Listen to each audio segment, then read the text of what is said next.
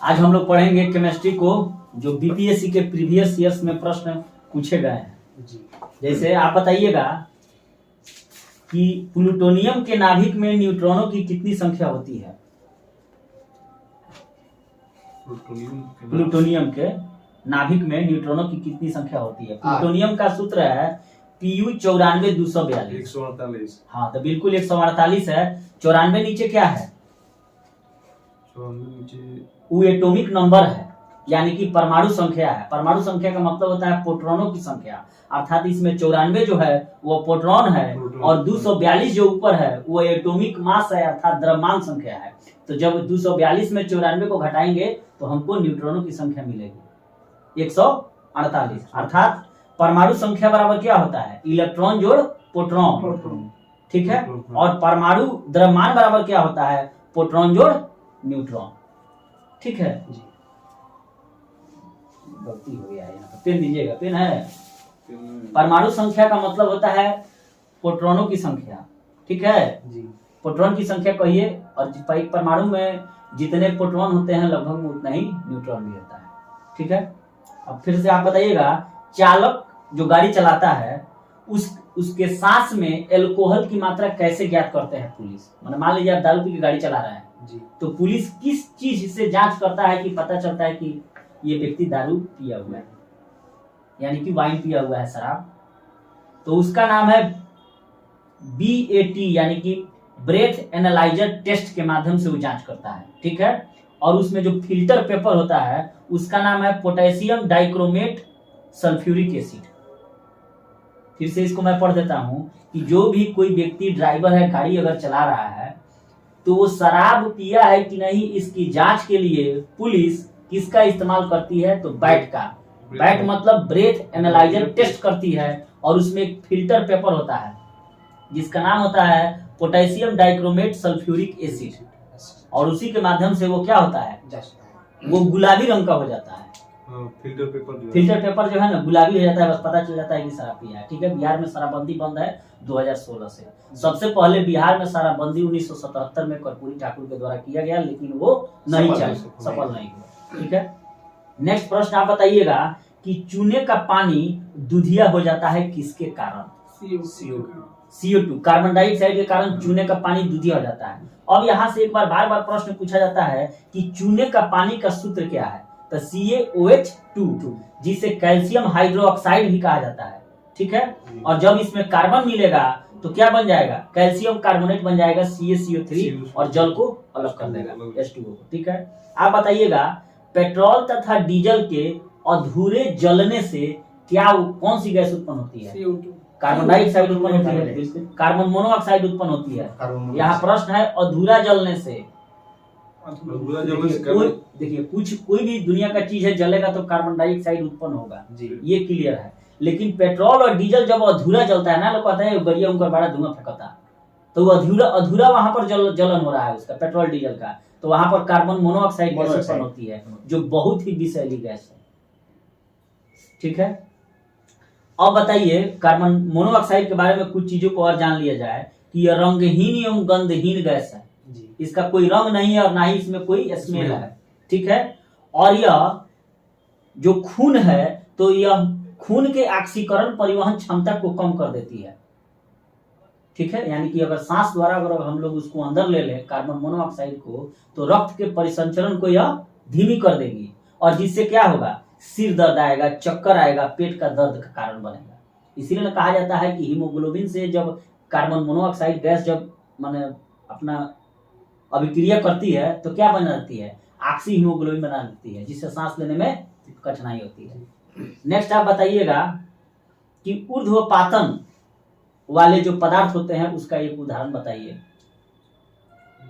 ऊर्ध्वपातन वाले पदार्थ कौन है? नेफ्थलीन है, कपूर है, एंथ्रासिन है, बेंजोइक एसिड है, अमोनियम क्लोराइड है, सुर्ख बर्फ है, और आयोडीन है। ये काफी इंपॉर्टेंट प्रश्न है और ये पूछा भी जाता है, इसमें से छांटना रहता है और डिपेंड करके कि निम्न में से कौन ऊर्ध्वपादित यानी कि सबमिलेशन सबस्टेंस है चाहे पदार्थ है? तो नेफ्थलीन होगा, कपूर होगा, एंथ्रासिन होगा, बेंजोइक एसिड होगा, अमोनियम क्लोराइड होगा NH4Cl, शुष्क बर्फ जिसे CO2 वाला, तो ये भी प्रश्न आता है कि शुष्क बर्फ में क्या है, तो CO2 है, कार्बन डाइऑक्साइड और आयोडीन, ये सब ऊर्ध्वपातित यानी कि सबमिलेटन सब्सटेंस है। ठीक है, आप बताइएगा बेंजीन का सूत्र बताइए। बेंजीन का सूत्र होता है C6H6। ठीक है, और बेंजीन एक हाइड्रोकार्बन है जिसकी संरचना वलय जैसी होती है। बेंजीन देखे हैं लोग, ऐसे ऐसे फिर ऐसे फिर ऐसे ऐसे नहीं छा हुआ है। और इसमें कितने सिग्मा बॉन्ड होते हैं, तो बेंजीन में 12 सिग्मा बॉन्ड एवं 3 पाई बॉन्ड होते हैं। और क्या सिग्मा क्या पाई हम भी उतना नहीं जानते हैं। ठीक है, नेक्स्ट प्रश्न आप बताइएगा, यूरिया का सूत्र बताइए। हाँ, यूरिया का सूत्र होता है NH2CONH2। ठीक है, क्या होगा? NH2CONH2 यूरिया का सूत्र है NH2CONH2। CO पहले लगाइए चाहे बाद में लगाइए, कोई मतलब नहीं है। CONH2NH2 लिखिए या NH2CONH2 लिखिए। ये यूरिया यानी कि कार्बामाइड उसे कहा जाता है। क्या कहा जाता है? तो कहीं भी अगर कार्बामाइड लिखे तो ये समझ जाना है कि यूरिया है, और उसका सूत्र NH2CONH2 है। और इसमें कौन कौन है? कार्बन है, हाइड्रोजन है, नाइट्रोजन है, ऑक्सीजन है, CHNO, 4 गो से मिलकर ही बना है।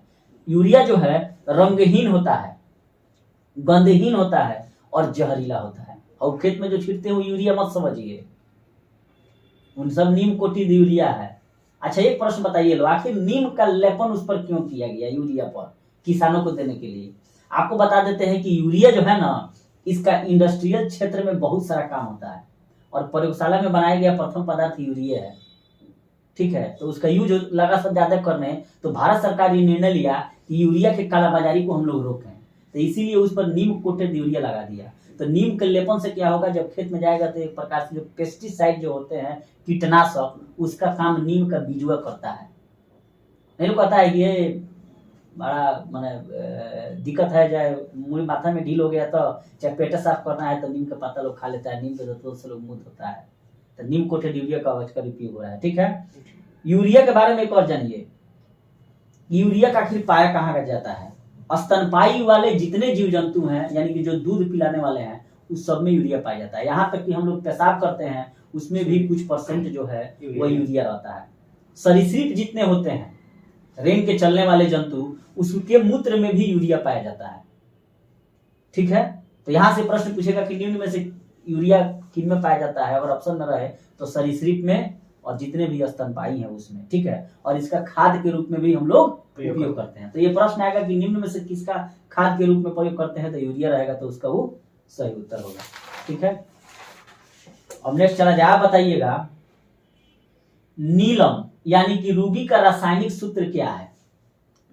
नीलम यानी कि रूबी का रासायनिक सूत्र है Al2O3। ये प्रश्न बार बार पूछा गया है कि नीलम यानी कि रूबी किसका घटक है? एल्युमिनियम का है। किसका है? एल्युमिनियम का है। Al2O3 इसका मतलब हुआ एल्युमिनियम ऑक्साइड है। तो नीलम दे तब भी या रूबी दे तब भी, दोनों एक ही नाम है, और एक प्रकार का गहना में इस सब का उपयोग होता है। ठीक है, अब आपसे एक प्रश्न है कि नाइट्रोजन डाइऑक्साइड का उपयोग किस रूप में हम लोग करते हैं, जिसका सूत्र है NO2, उर्वरक के रूप में इसका उपयोग किया जाता है। ठीक है, और नाइट्रस ऑक्साइड N2O का उपयोग किस में करते हैं? लाफिंग गैस के रूप में। तो जब ये प्रश्न आए कि लाफिंग यानी कि हंसाने वाली गैस के रूप में किसका उपयोग किया जाता है, तो नाइट्रस ऑक्साइड का, यानी कि N2O। अगर ये प्रश्न पूछे कि NO2 यानी कि नाइट्रोजन डाइऑक्साइड कहिए, तो उसका उपयोग उर्वरक के रूप में होगा। N2O और NO2 में अंतर है। आप बताइएगा प्रश्न कि पेट्रोल की गुणवत्ता को किसमें व्यक्त किया जाता है? पेट्रोल को हम लोग गैसोलीन भी कह सकते हैं, तो उसकी गुणवत्ता को व्यक्त किया जाता है ऑक्टेन नंबर में। ठीक है, अधिक ऑक्टेन नंबर वाले पेट्रोल में नॉक की समस्या को कम करने के लिए क्या उपयोग किया जाता है? टेट्रा इथाइल लेड यानी कि TEL या BTX, जिसका नाम है बेंजीन टोलुइन जाइलिन का उपयोग किया जाता है। तो जब भी ये प्रश्न पूछा जाए कि अधिक ऑक्टेन मान वाले पेट्रोल में नॉक की समस्या को कम करने के लिए किसका उपयोग किया जाता है, तो TEL की उपयोग किया जाता है। ठीक है, अब एक प्रश्न है कि जिसका ऑक्टेन मान जो है, ऑक्टेन नंबर OCTN अगर अधिक रहेगा तो उसमें नॉक की समस्या कम होगी कि ज्यादा होगी? उसमें नॉक की समस्या कम होगी। और जिसका मान मान लीजिए ऑक्टेन नंबर कम है, उसमें नॉक की समस्या होगी, तो उसके लिए क्या मिलाया जाएगा? शीशा मिलाया जाएगा, TeL। तो कहीं कहीं ऑप्शन में टेट्राइथाइलेट रहता है, कहीं कहीं शीशा रहता है। ठीक है, इसी शीशा को कम करने के लिए सरकार जो है BS6 मॉडल को जारी कर दी गई है। BS6 मॉडल किस पर आधारित है? यूरो 6 पर। उससे क्या है कि पर्यावरण प्रदूषण को कम करना है। ठीक है, एक और प्रश्न है कि उच्च ऑक्टेन मान वाले ईंधन में शीशा की मात्रा क्या होती है? ज्यादा होती है। ठीक है, और यानी कि अब अभी तक आप लोग कहीं सुने होंगे TeL के बारे में, यानी कि टेट्राइथाइलेट के बारे में, लेकिन BTX भी मिलाया जा रहा है आजकल, जिसका नाम है बेंजीन टॉलुइन ज़ाइलीन। नेक्स्ट प्रश्न आप बताइएगा कि एंटीबायोटिक जो दवा होती है उसका एक उदाहरण बताइए, जैसे कि पेनिसिलिन। ठीक है, और इसका खोज किसने की थी? पेनिसिलिन की अलेक्जेंडर फ्लेमिंग ने। बहुत बार बार प्रश्न पूछा जाता है कि पेनिसिलिन प्रथम प्रतिजैविक है, यानी कि एंटीबायोटिक है, और इसकी खोज किसने की थी? अलेक्जेंडर फ्लेमिंग ने। ठीक है, और कुछ दर्द निवारक दवाओं के नाम बताइए, जैसे कि एस्पिरिन, पैरासीटामोल, क्लोरोफिन। तो जब भी ये प्रश्न पूछे कि निम्न में से कौन दर्द निवारक दवा है, तो उसमें ऑप्शन जरूर रहेगा, या तो एस्पिरिन रहेगा, या पैरासीटामोल रहेगा, या क्लोरोफिन रहेगा। ठीक है, और जब एंटीबायोटिक पूछे तो वहां पेनिसिलिन हो जाएगा। तो एंटीबायोटिक एवं एंटीपायरेटिक में अंतर है। दर्द निवारक का क्या मतलब होता है? एंटीपायरेटिक। ठीक है, और एंटीबायोटिक क्या है? वो प्रतिजैविकी है। अब नेक्स्ट प्रश्न आप बताइएगा, CNG का फुल फॉर्म बताइए। Compressed natural gas. ठीक है, और इसका प्राथमिक घटक इसमें क्या होता है? कंप्रेस्ड नेचुरल गैस में प्राथमिक घटक मीथेन होता है, CH4। ठीक है, और CNG में क्लोरीन का मान कम होता है, और CNG का उपयोग ऑटोमोबाइल के क्षेत्र में किया जाता है। ठीक है, और इससे ग्रीन हाउस गैसों का उत्सर्जन कम होता है, इसीलिए CNG को प्राथमिकता दी जाती है। एक बार मैं और दोहरा दूं कि CNG और LPG में क्या अंतर है। तो CNG हो गया कंप्रेस्ड नेचुरल गैस हो गया, और इसमें मीथेन जो है इसका प्रारंभिक घटक है। तो जब भी ये प्रश्न पूछे कि CNG का प्राथमिक घटक क्या है, तो मीथेन है, CH4। ठीक है, और इसमें क्लोरीन का मान कम होता है, और इसका उपयोग ऑटोमोबाइल के क्षेत्रों में इसलिए किया जाता है क्योंकि यह ग्रीन हाउस गैसों का उत्सर्जन कम करता है। अब बताइए कि ग्रीन हाउस गैसें हैं कौन कौन? CH4 यानी कि मीथेन है।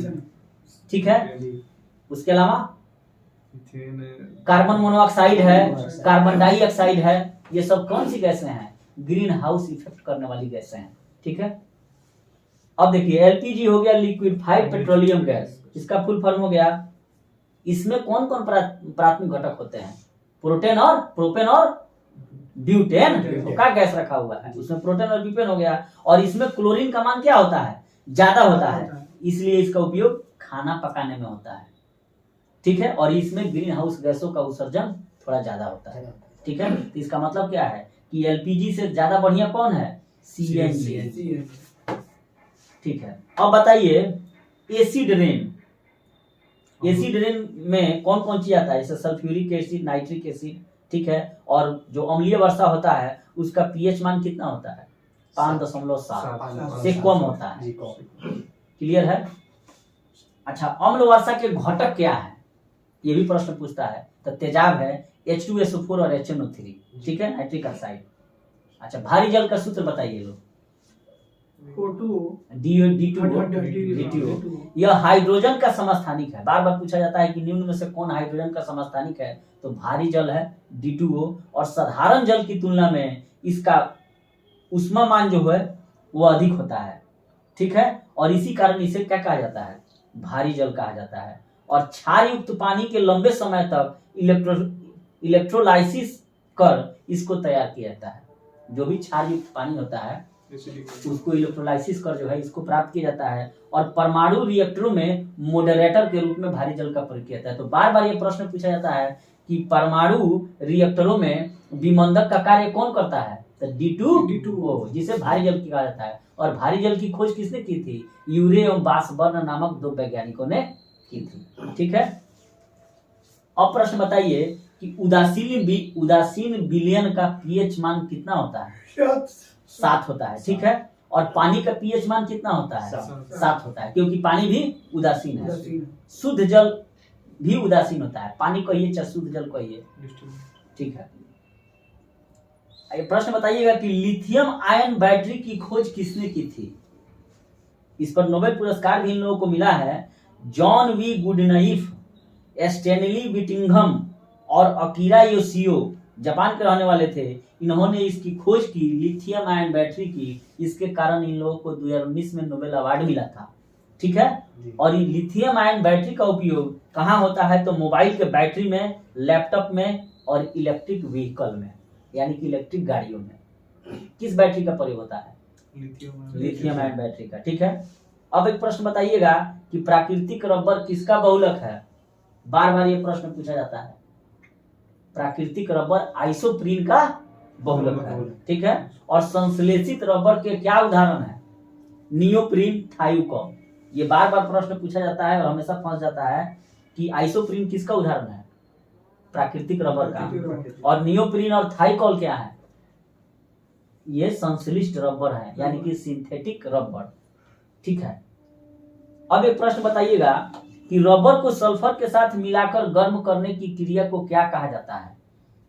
वल्कनाइजेशन, यानी कि वल्कनीकरण कहा जाता है, जिससे रबर जो है निश्चित आकार ग्रहण कर लेता है। तो जब भी ये प्रश्न पूछा जाएगा कि रबर को निश्चित आकार में ढालने के लिए, जैसे मान लीजिए रबर है और उसको टायर का चक्का बनाना है, तो उसमें क्या मिलाएंगे? सल्फर, ठीक है। प्राकृतिक रबर को कठोर बनाने के लिए उसमें क्या मिलाया जाता है? उसमें कार्बन मिलाया जाता है।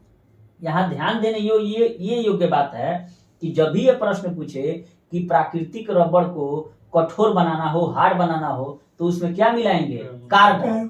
अगर प्राकृतिक रबर को इच्छा अनुसार ढालना हो, लचीला बनाना हो, तो क्या मिलाएंगे? सल्फर, ठीक है। दूसरा प्रश्न है कि बबलगम जो हम लोग खाते हैं, च्युइंगम, उसको बनाने में किस रबर का उपयोग किया जाता है? रबर होता है तब ना फुलाना फूलता है। किसका उपयोग किया जाता है? ब्यूटाराइन एस्टेराइडिन का। किसका? ब्यूटाराइन एस्टेराइडिन। एक बार और मैं पढ़ देता हूँ कि बबलगम जो हम लोग खाते हैं, च्युइंगम, बबलगम, उसको बनाने में किस रबर का उपयोग होता है? ब्यूटाराइन एस्टेराइडिन का। किसका? ब्यूटाराइन एस्टेराइडिन का, ठीक है। अब हम लोग नेक्स्ट पढ़ते हैं। पानी की टंकी में जो फंगी हो जाता है, फंगस हो जाता है, उसको साफ करने के लिए किसका उपयोग किया जाता है?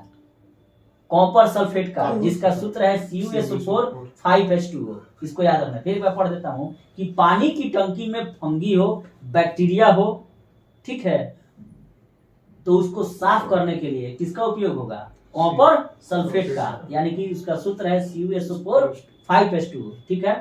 फलों सब्जियों को बचाने के लिए भी जो है, उसको भी साफ करने के लिए और पानी की टंकी को संरक्षण करने के लिए भी कॉपर सल्फेट का उपयोग होता है, जिसका सूत्र है CuSO4 5H2O। नेक्स्ट आप बताइएगा कि जो पेड़ पौधा होता है, उसके क्लोरोप्लास्ट में उपस्थित हरे रंग का वर्णक का क्या नाम है? क्लोरोफिल। तो जब भी ये प्रश्न पूछे कि पौधे में हरे रंग का वर्णक क्या है, तो क्लोरोप्लास्ट, और क्लोरोप्लास्ट में भी क्या है? क्लोरीन है, ठीक है।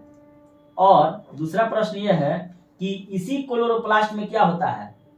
फोटोसिंथेसिस की क्रिया होती है, यानी कि प्रकाश संश्लेषण की। तो जब भी ये प्रश्न पूछे कि पौधे में प्रकाश संश्लेषण की क्रिया कहाँ होती है, तो क्लोरोप्लास्ट में। और क्लोरोप्लास्ट में उपस्थित हरे रंग का वर्णक कौन है? तो क्लोरोफिल है, ठीक है। और इस प्रक्रिया में कार्बन, ऑक्सीजन, मैग्नीशियम, जल के मिश्रण का उपयोग किया जाता है। जब भी ये प्रश्न पूछे कि फोटोसिंथेसिस में जो भोजन बनता है, उसमें किस किस चीज का उपयोग होता है? तो कार्बन, ऑक्सीजन, मैग्नीशियम, जल, ठीक है, थोड़ा हार्ड हो रहा है। और ये दूसरा प्रश्न है कि इस जो क्लोरोफिल में जो है, कौन सा तत्व उपस्थित रहता है? मैग्नीशियम का एक परमाणु उपस्थित रहता है। ये भी बार बार प्रश्न पूछा जाता है कि क्लोरोफिल में कौन सा तत्व उपस्थित रहता है, तो मैग्नीशियम।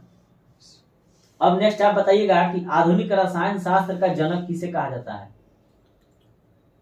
एंटोनी वान लेवोजियर को, ठीक है, जो फ्रांसीसी थे।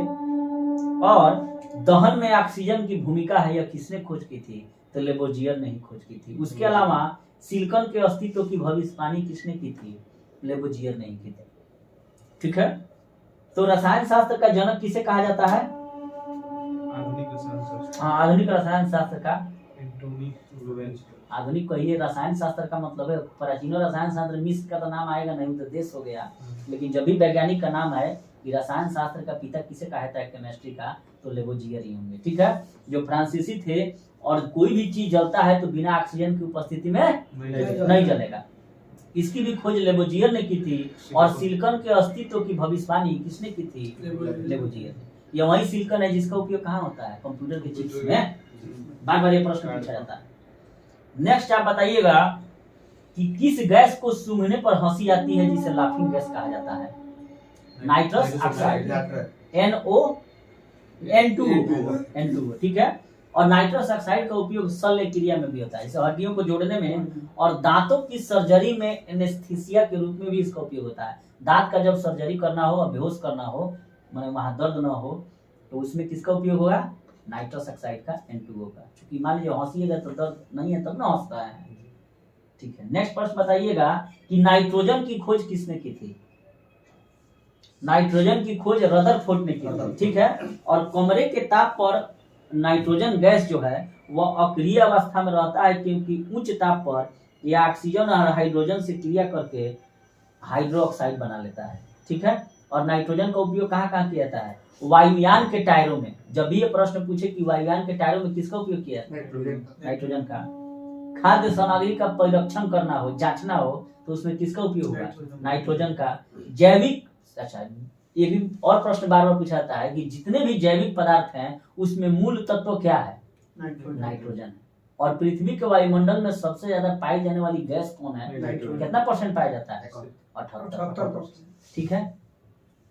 और दूसरा ये भी प्रश्न बार बार पूछा जाता है कि प्रोटीन किसमें मिलता है? नाइट्रोजन। ठीक है। तो एक दोहराए सब इंपॉर्टेंट है कि वायुयान के टायरों में किस गैस को भरा जाता है?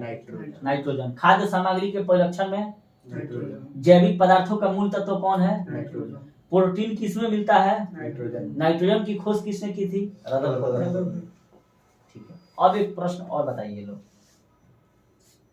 तत्व की परिभाषा बताइए कि पदार्थ का वह मूल रूप है, तत्व, जिसे किसी भौतिक या रासायनिक प्रतिक्रिया द्वारा अन्य सरल पदार्थों में विभाजित नहीं किया जा सकता है, उसे हम लोग तत्व कहते हैं। ठीक है। वर्तमान में कितने तत्वों की खोज हो चुकी है? 118। इससे तो बहुत हो चुकी है। आवर्त सारणी में तत्वों को कितने भागों में बांटा गया है? तो धातु, अधातु और उपधातु। उपधातु को मेटोलॉइड्स कहते हैं। और अधातु में कौन कौन आएंगे? तो hydrogen, boron, carbon, nitrogen, oxygen और फ्लोरीन, ये सब क्या है? अधातु, नॉन मेटल्स हैं। ठीक है। चलिए आप बताइए, 7 से कम अगर पीएच मान हो जाए तो उसे क्या कहा जाता है? अम्लीय। और 7 से जो अधिक हो जाए उसे क्षारीय। और 7 हो जाए तो उदासीन। ठीक है। यानी कि शुद्ध जल का पीएच मान कितना होता है? पानी का पीएच मान कितना होता है? 7, क्योंकि पानी हम लोग पीते हैं। अब बताइए आप लोग, रक्त का पीएच मान कितना है? 7.4। दूध का कितना है? 6.4। लार का कितना है? 65, 6.5। शराब का 2.8 और सिरका का 2.4। ठीक है। ग्रीन हाउस गैसों में मुख्य घटक कौन होता है? CO2, N2O, CH4, जलवाष्प। ठीक है। यानी ये सभी हैं, carbon dioxide, nitrous oxide, methane और जलवाष्प। जलवाष्प भी क्या है? ग्रीन हाउस गैस है। अब ग्रीन हाउस गैसों की क्या परिभाषा है? कि वे गैसें जो पृथ्वी, वातावरण और बादलों द्वारा, ध्यान से सुनिएगा लोग, वैसी गैसें जो पृथ्वी, वातावरण और बादलों द्वारा उत्सर्जित उष्मीय अवरक्त विकिरण को, यानी कि इंफ्रारेड को अवशोषित कर लेती हैं एवं उत्सर्जित करती हैं, ग्रीन हाउस गैसें कहलाती हैं। किसको अवशोषित करती हैं, उत्सर्जित करती हैं? इंफ्रारेड को, यानी कि अवरक्त विकिरण को, जैसे कि CO2 यानी कि carbon dioxide, NO2 nitrous oxide, CH4 यानी कि मीथेन और जलवाष्प। ठीक है। एक और प्रश्न बताइएगा, केरोसिन में क्या अनुपस्थित है?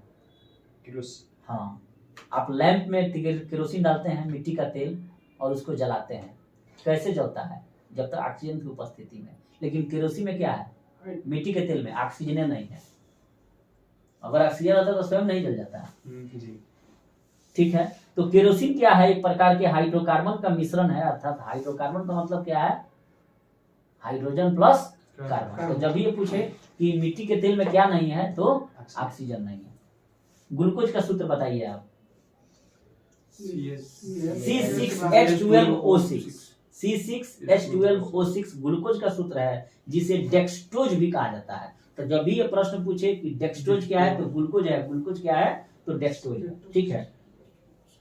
अब दूसरा इसमें से ये ग्लूकोज से ये संबंधित तथ्य है कि औद्योगिक स्तर पर ग्लूकोज को प्राप्त करने के लिए स्टार्च के साथ जल अपघटन से प्राप्त किया जाता है।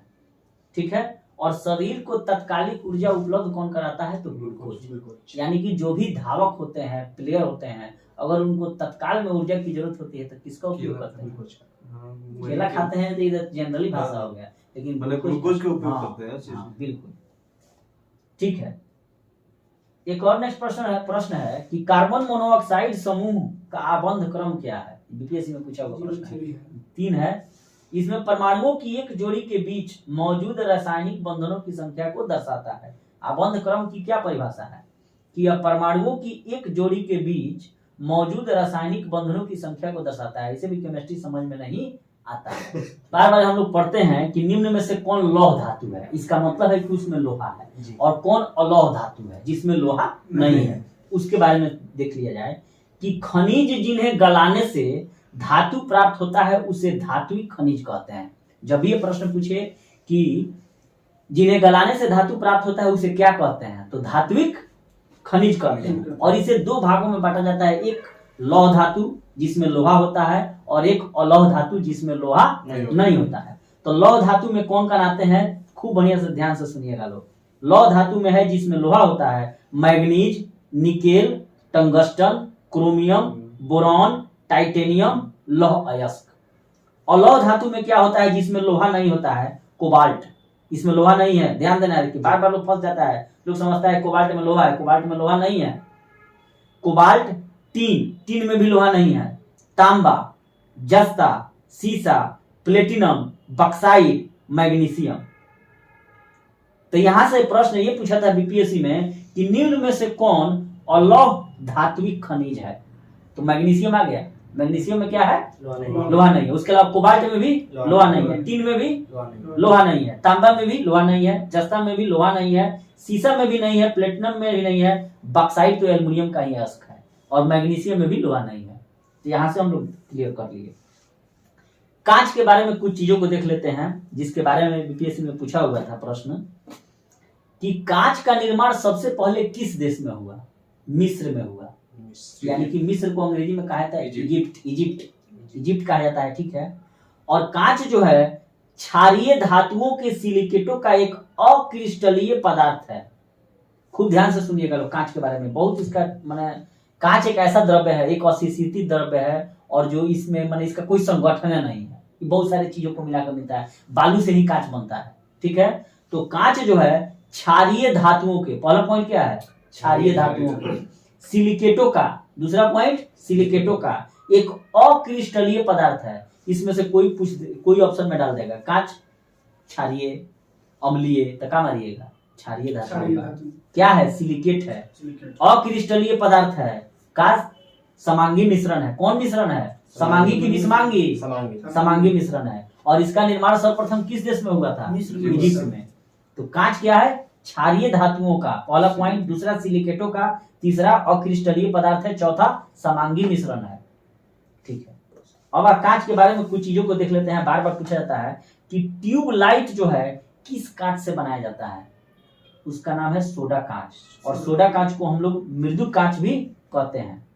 ठीक है। नेक्स्ट है कि प्रयोगशाला के उपकरण किस कांच से बनाए जाते हैं? पाइरेक्स कांच से। ठीक है। धूप चश्मा जो होता है, धूप चश्मा पराबैंगनी किरणों को रोकने के लिए, वो किस कांच से बनता है? क्रूक्स कांच से। ठीक है। और टेलीस्कोप और माइक्रोस्कोप किस कांच से बनाए जाते हैं? प्रकाशीय कांच से। नेक्स्ट प्रश्न है कि कांच के ऊपर चित्र बनाने के लिए किसका उपयोग किया जाता है? फ्लोरीन का। लुसेंटे में है।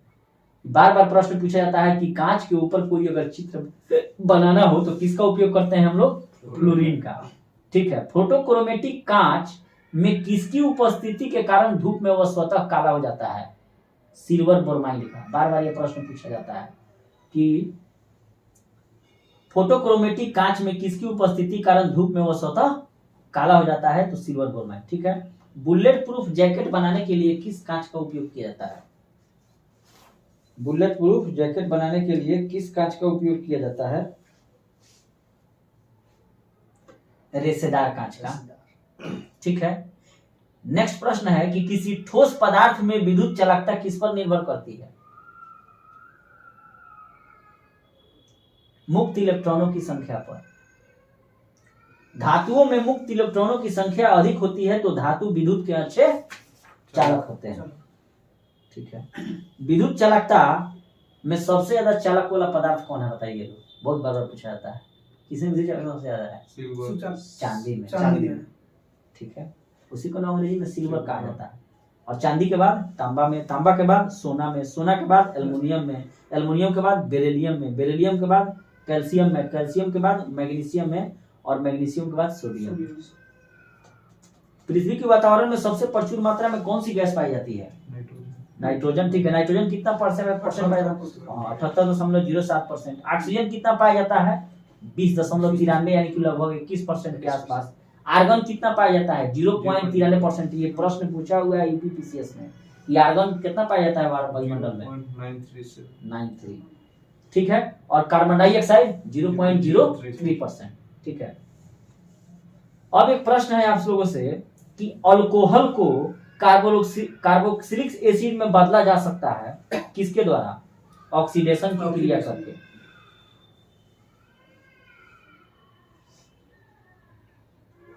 अच्छा ठीक है। अच्छा एक और प्रश्न बताइए कि नाभिकीय रिएक्टर में नाभिकीय विखंडन से विद्युत उत्पन्न करने के लिए साधारणतः प्रयोग में आने वाला तत्व कौन है?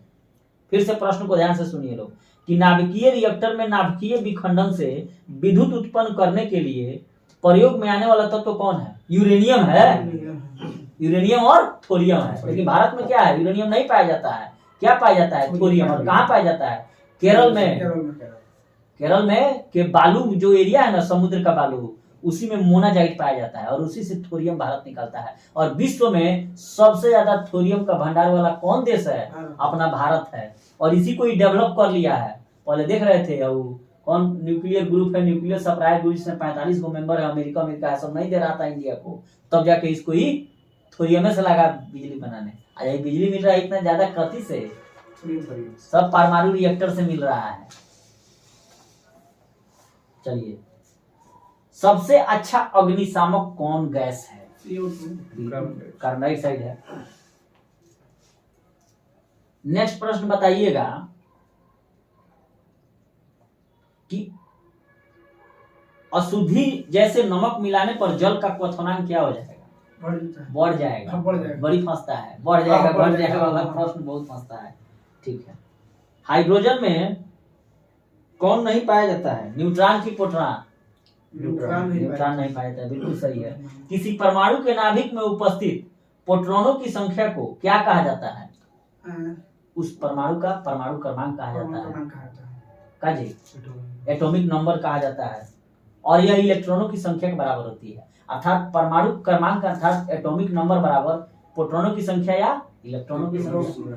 और वही मास नंबर पूछे तो क्या हो जाएगा? Neutron plus proton. बहुत प्रश्न बार बार पूछा जाता है कि द्रव्यमान संख्या के बराबर क्या होता है? न्यूट्रॉन जोड़ प्रोटॉन, अर्थात न्यूट्रॉनों की संख्या जोड़ प्रोटॉनों की संख्या। ठीक है। अब प्रश्न बताइए लो कि घड़ी में प्रयोग में होने वाला क्वार्ट्ज क्रिस्टल किसके बने होते हैं? सिलिकॉन डाइऑक्साइड के, SiO2 के, बालू का।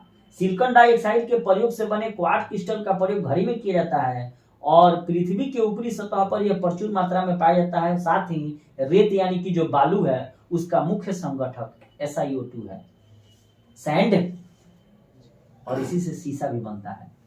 ठीक है। अच्छा, दूसरा प्रश्न यह है कि क्वार्ट्ज क्रिस्टल के प्रयोग का मुख्य कारण क्या है?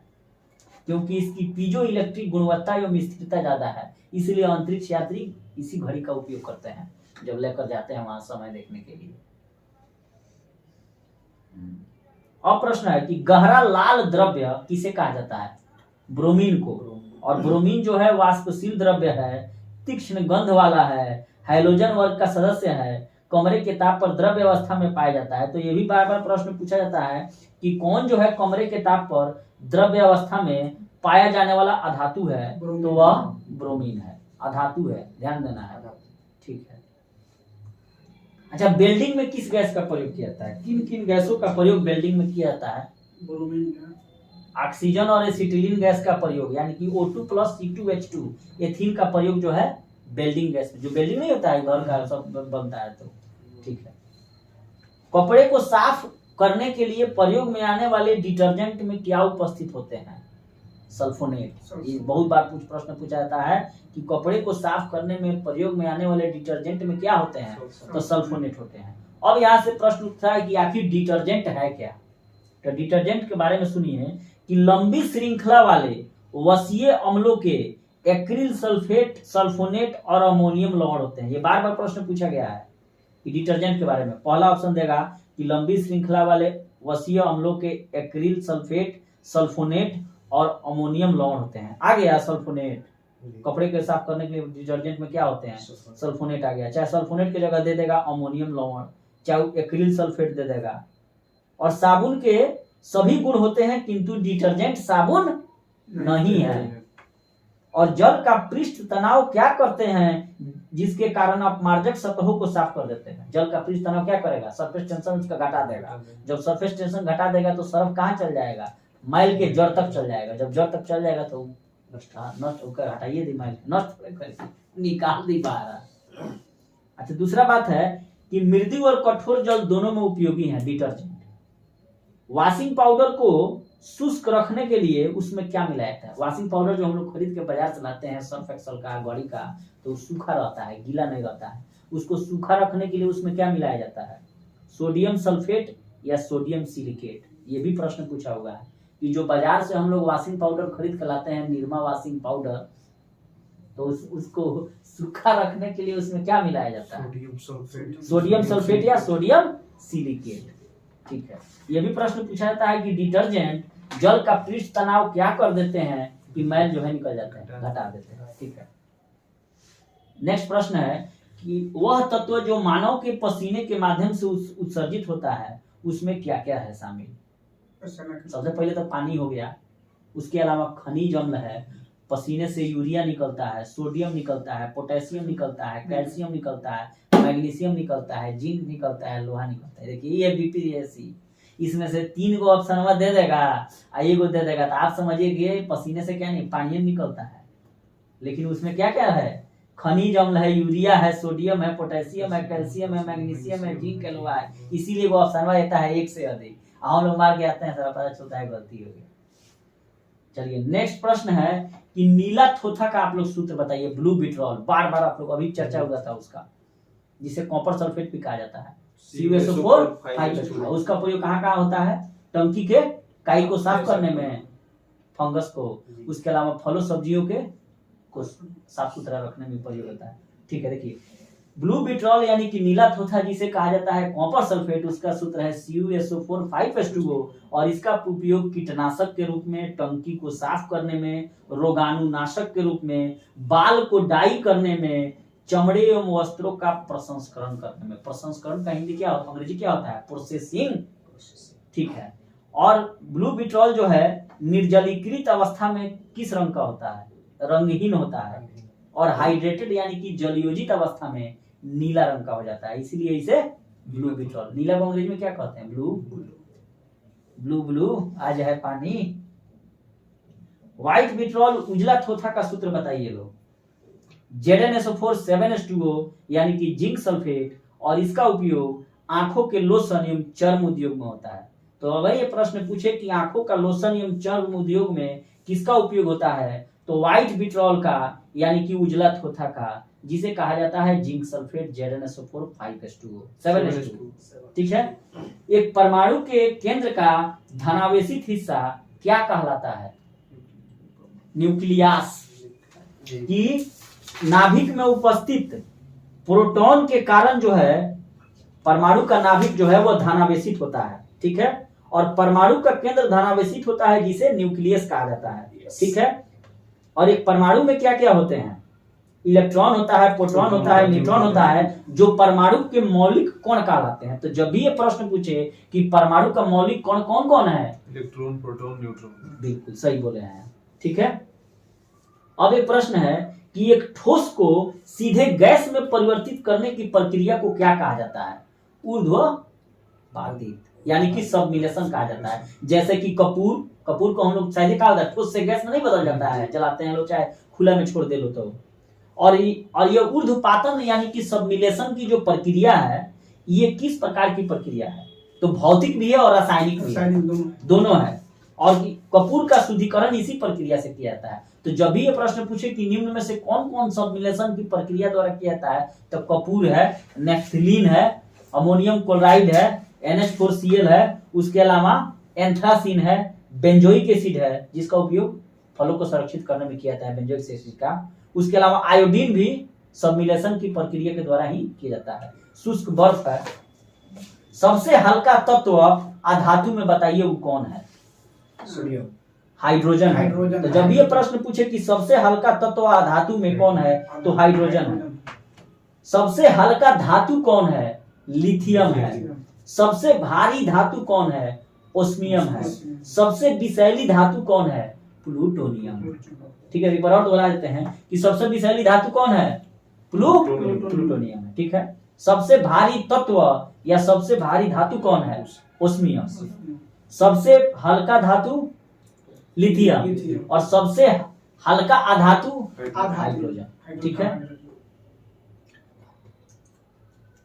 अब नेक्स्ट प्रश्न ये है कि टूटी हड्डी पर प्लास्टर और मूर्ति का निर्माण किससे किया जाता है? प्लास्टर ऑफ पेरिस से। प्लास्टर ऑफ पेरिस का सूत्र क्या है? CaSO4 1/2H2O, जिसमें क्या होता है? जिप्सम होता है। और जब जिप्सम को 120 डिग्री C पर जब गर्म किया जाता है तो वह क्या बन जाता है? प्लास्टर ऑफ पेरिस बन जाएगा। ठीक है, और जिप्सम का सूत्र क्या है? खूब ध्यान से सुनिएगा, लोग बहुत बार पूछता है, जब भी प्रश्न पूछेगा जिप्सम और प्लास्टर ऑफ पेरिस तो फंस जाएगा इसका जो फॉर्मूला है। तो जिप्सम को कहा जाता है अंग्रेजी में कैल्शियम सल्फेट, और प्लास्टर ऑफ पेरिस दूसरा हो गया। तो जिप्सम को अंग्रेजी में क्या कहता है? Calcium sulphate. और जिप्सम का सूत्र क्या है? CaSO4 2H2O, और वहीं प्लास्टर ऑफ पेरिस का सूत्र है CaSO4 1/2H2O। तो प्लास्टर ऑफ पेरिस लंबा नाम है तो आधा पट गया, जिसका उपयोग टूटी हुई हड्डियों के प्लास्टर या मूर्ति कला के निर्माण, बहुत सारा मूर्ति प्लास्टर ऑफ पेरिस से बन रहा है। ठीक है, जिप्सम का उपयोग जो है प्लास्टर ऑफ पेरिस, उसके अलावा अमोनियम सल्फेट और के रूप में, खाद के रूप में भी होता है। तो जब भी ये प्रश्न पूछे कि निम्न में से जिप्सम का उपयोग कहाँ है, तो प्लास्टर ऑफ पेरिस में तो है ही, साथ ही अमोनियम सल्फेट के रूप में खादर में भी किया जाता है। ठीक है, अब नेक्स्ट प्रश्न है कि हाइड्रोकार्बन किसका मिश्रण है? हाइड्रोजन और कार्बन का। ठीक है, अब आप सूत्र नेक्स्ट बताइए कि परमाणुओं के मध्य इलेक्ट्रॉनों के पूर्ण स्थानांतरण से बने बॉन्ड को कौन सा बॉन्ड कहा जाता है? कौन बंधन कहा जाता है? फिर से प्रश्न पढ़ रहा हूं कि परमाणुओं के मध्य इलेक्ट्रॉनों के पूर्ण स्थानांतरण से बने बॉन्ड को क्या कहा जाता है? आयोनिक बॉन्ड या विद्युत संयोजक बॉन्ड कहा जाता है। ये बार बार प्रश्न पूछा हुआ है। प्रश्न में क्या देगा कि परमाणुओं के मध्य इलेक्ट्रॉनों के पूर्ण स्थानांतरण से बने बॉन्ड को क्या कहा जाता है? आयनिक बॉन्ड या विद्युत संयोजक बॉन्ड। ठीक है, नेक्स्ट है कि सिरका का क्या सूत्र है? Acetic acid CH3COOH। क्या सूत्र है सिरका का?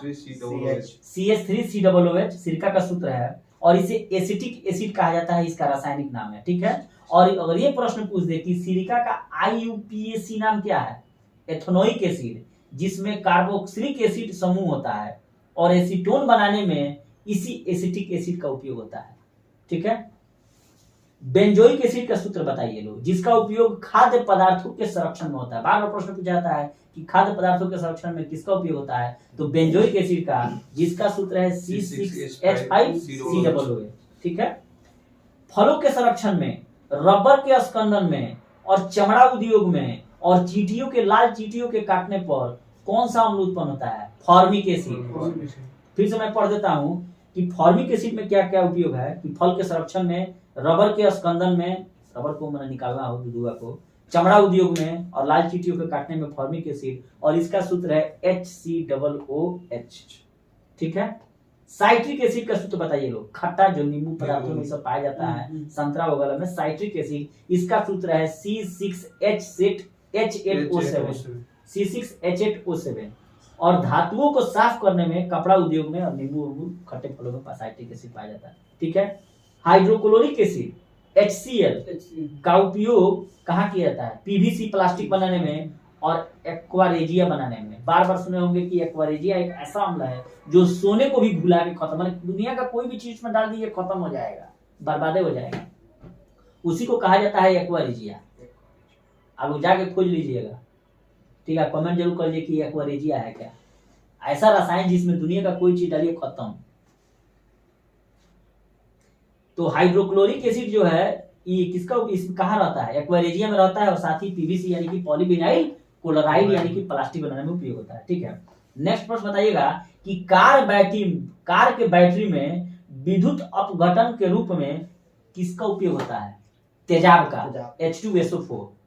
ठीक है। कार के बैटरी में जब विद्युत अपघटन करना हो तो तेजाब का उपयोग होगा। ऐसे भी कार के बैटरी में तो कोई भी बैटरी में तेजाब जरूर होगा, अगर वो लिक्विड वाला हो तो। अच्छा ठीक है। और ये रासायनिक अभिक्रिया द्वारा विद्युत ऊर्जा उत्पन्न करता है। ठीक है। बैटरी कितने प्रकार के होते हैं? तो 2 प्रकार के होते हैं, एक होता है प्राइमरी, एक होता है secondary. Primary battery dry cell होता है, जिसे बस लिखो फेंको, एक बार यूज किए फेंक दिए। और सेकेंडरी जो है बार बार चार्ज करके उसका उपयोग कर सकते हैं। और सेकेंडरी जो बैटरी है उसमें लेड संचायक बैटरी में क्या होता है? 38% तेजाब का उपयोग किया जाता है। ठीक है। और तब यह विद्युत अपघटन कर विद्युत ऊर्जा को उत्पन्न करता है। नेक्स्ट प्रश्न है कि सोडा वाटर को कौन सा वाटर और भी कहते हैं? सोडा वाटर का मतलब क्या? कोको कोला, पेप्सी, उसमें क्या रहता है जी? CO2, कार्बन डाइऑक्साइड रहता है, इसलिए उसे कार्बोनेटेड वाटर भी कहते हैं। और इसमें उच्च दाब पर CO2 को घोला जाता है, और यह प्रक्रिया पानी में बुलबुलाहट के कारण होती है। ठीक है।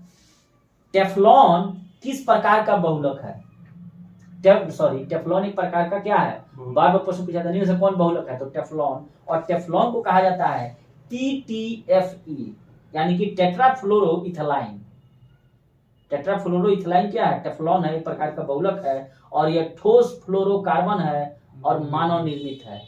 ध्यान देना है इसको। और इसका उपयोग नॉन स्टिक बर्तनों पर किया जाता है। जाइए ना बाजार से बर्तन किनने, जल्दी हम लोग कहें बड़ा बेकार कढ़ाई बड़ा फट देगा, सब्जी जल जाता है, तो क्या? नॉन स्टिक और मानव निर्मित है। ठीक है। और उस पर किसका परत चढ़ा रहता है? नॉन स्टिक बर्तनों पर टेफ्लॉन का। और टेफ्लॉन का नॉन स्टिक उसमें तो नहीं ना जलेगा खाना, नॉन स्टिक में खाना नहीं जलेगा ना।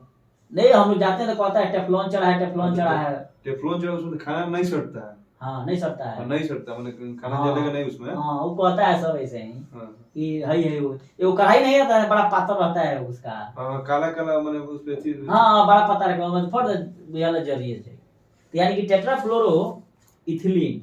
ठीक है। अब नेक्स्ट आप लोगों से प्रश्न है कि थर्मोसेटिंग प्लास्टिक के क्या उदाहरण है? अर्थात एक बार उपयोग किए उसके बाद दोबारा उसको इच्छित आकार में नहीं ढाल सकते हैं। ये बहुत इंपॉर्टेंट प्रश्न है। बेकेलाइट और मेलामाइन। बेकेलाइट और मेलामाइन क्या है? थर्मोसेटिंग प्लास्टिक का उदाहरण है। एक बार उपयोग कीजिएगा उसके बाद टूटेगा तो दोबारा फिर जाके गला के उसको प्लास्टिक नहीं बनाइएगा। उसी प्लास्टिक को क्या कहते हैं?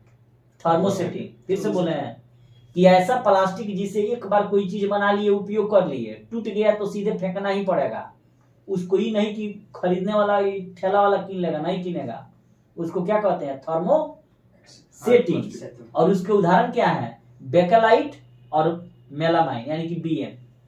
अब इसी के साथ हम समाप्त करते हैं, फिर मिलते हैं एक नए वीडियो में, तब तक के लिए थैंक यू। लेकिन इसको याद कर लिया जाए कि थर्मोसेटिंग प्लास्टिक के क्या उदाहरण है? बेकेलाइट और मेलामाइन, BM। एक बार उपयोग कीजिए, फेंकिए, दोबारा फिर उससे नया प्लास्टिक का बर्तन कोई नहीं बनेगा। एक केमिस्ट्री था हम लोगों का।